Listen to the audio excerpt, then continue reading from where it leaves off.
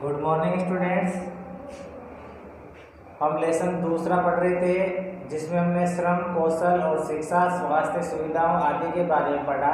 अब हम देखते हैं कि ऐतिहासिक और सांस्कृतिक कारणों से जो परिवार है उनके बीच में श्रम का विभाजन किस प्रकार से है। तो ऐतिहासिक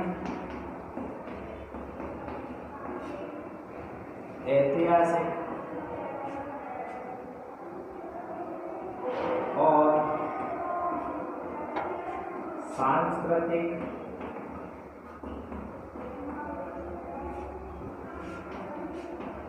कारणों से परिवार में क्या होता है, श्रम का विभाजन होता है। श्रम का विभाजन और श्रम का विभाजन अर्थात वो जो कार्य करते हैं उन कार्यों का क्या होता है, विभाजन होता है।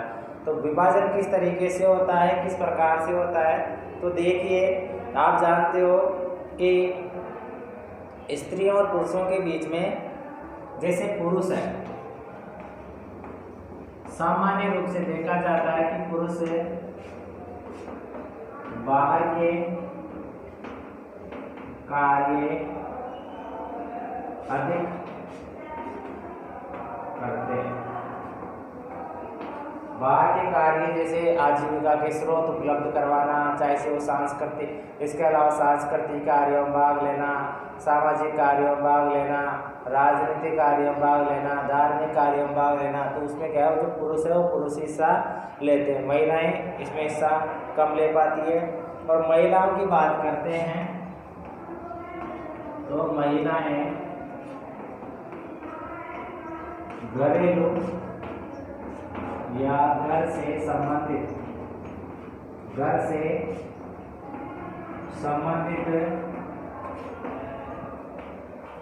कार्य करती है। जो महिलाएं होती है वो अधिकांश जो कार्य है उनके वो घरेलू कार्य होते हैं, जैसे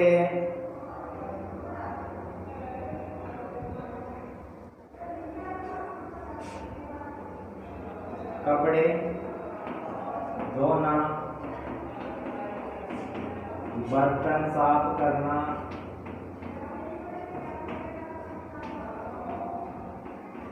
ठीक है। और इसके अलावा जो पुरुष है वो खेतों में काम करते हैं। जो पुरुषों के कार्य हैं जैसे खेतों में काम करना, तो बाहर का काम हो गया, खेतों में काम। ये बाहर का काम है तो कौन करेंगे, पुरुष। घर का काम है तो घर का काम कौन करेगी, महिला। तो ये क्या हुआ, अंतर आ गया। घर के काम जैसे साफ सफाई है, हाँ, बच्चों की देखभाल है, बच्चों की देखभाल, ऐसे जो कार्य होते हैं ये महिलाएं करती है और बाहर के कार्य पुरुष करते हैं, अर्थात उनके काम का बंटवारा हो गया।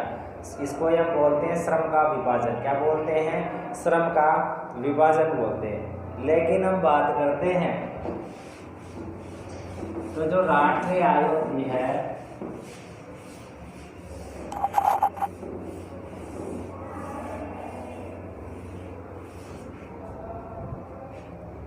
जो राष्ट्रीय आय होती है, राष्ट्रीय आय में जो गैर आर्थिक क्रियाएं होती है उन्हें नहीं जोड़ा जाता, अर्थात राष्ट्रीय आय में इनको शामिल नहीं किया जाता। अब देखो दो प्रकार की क्रियाएं होती है, पहले वो बताएगा मैं आपको। एक तो होता है आर्थिक क्रियाएं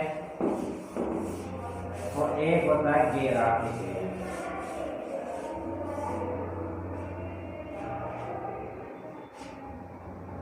एक तो होती है आर्थिक क्रिया और दूसरी होती है गैर आर्थिक क्रिया।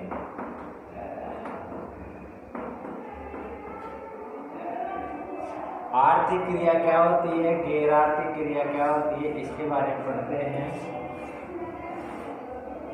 देखिए, वह क्रियाकलाप या कार्य जिसे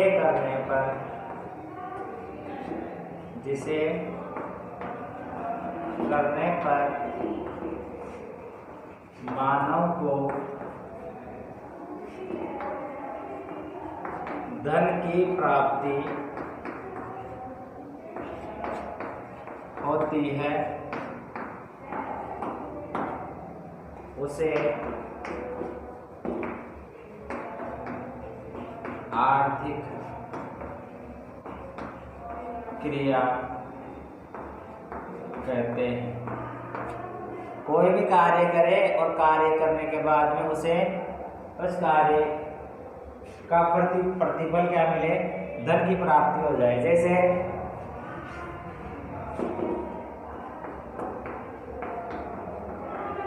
किसान के द्वारा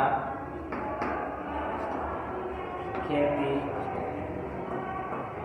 करना, इसके अलावा अध्यापक द्वारा विद्यालय में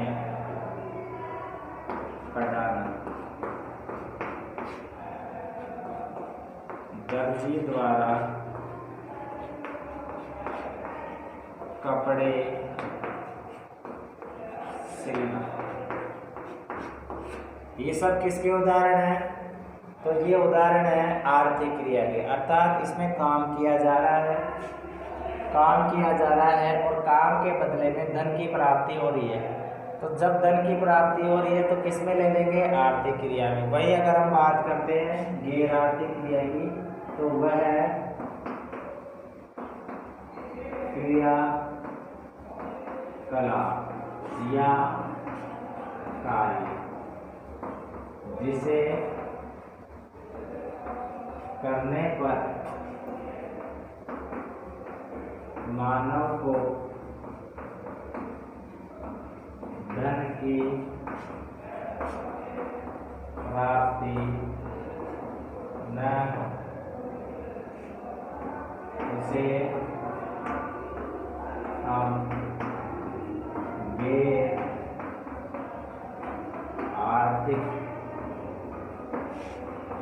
क्रिया कहते हैं। क्या कहते हैं उसे?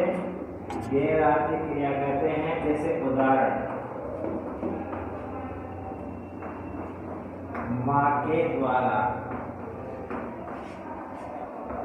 घर में खाना बनाना, कौन सा उदाहरण हो गया? गैर आर्थिक क्रिया। इसके अलावा दर्जी द्वारा अपने पुत्र के कपड़े सिलना, अपने पुत्र के कपड़े सिलना। अगर दूसरों के सिलता है तो धन की प्राप्ति होगी आर्थिक क्रिया में, और अगर अपने पुत्र के सिलता है तो धन की प्राप्ति नहीं हो रही तो गैर आर्थिक क्रिया में लेंगे। अर्थात जो क्रियाएं हैं उनको दो भागों में डिवाइड कर दिया, एक तो आर्थिक क्रिया और एक गैर आर्थिक क्रिया। आर्थिक क्रिया में तो किसे लेंगे? जिसे करने पर मनुष्य को धन की प्राप्ति हो जाती है। धन की प्राप्ति हो जाती है तो कौन सा हो जाएगा? आर्थिक क्रिया हो जाएगा। और अगर धन की प्राप्ति नहीं होती है तो गैर आर्थिक क्रिया हो जाएगा। अर्थात वह क्रियाकलाप या कार्य जिसे करने पर मानव को धन की प्राप्ति होती है उसे आर्थिक क्रिया कहते हैं। जैसे किसान के द्वारा खेती करना, अध्यापक के द्वारा विद्यालय में पढ़ाना, दर्जी के द्वारा कपड़े सिलना, ये आर्थिक क्रिया के उदाहरण हैं। गैर आर्थिक क्रिया की बात करते हैं तो वह क्रियाकलाप या कार्य जिसे करने पर मानव को धन की प्राप्ति नहीं हो तो उसे हम क्या कहते हैं, गैर आर्थिक क्रिया कहते हैं। क्या कहते हैं, गैर आर्थिक क्रिया कहते हैं। उदाहरण के लिए माँ के द्वारा घरों में या माँ के द्वारा अपने घर में खाना बनाना और दर्जी के द्वारा अपने पुत्र के कपड़े सिलना, ये किसका उदाहरण है, गैर आर्थिक क्रिया का। ठीक है।